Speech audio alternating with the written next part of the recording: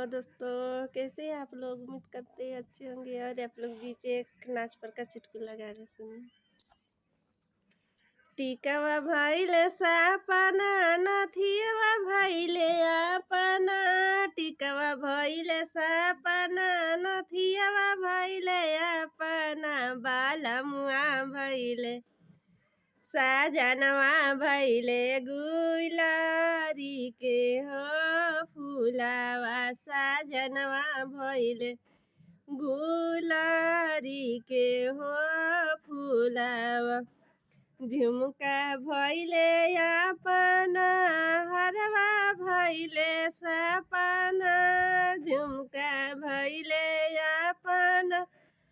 हरवा भइले सपना, सजनवा भइले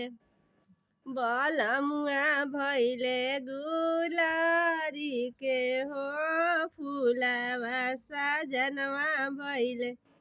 गुलरी के हो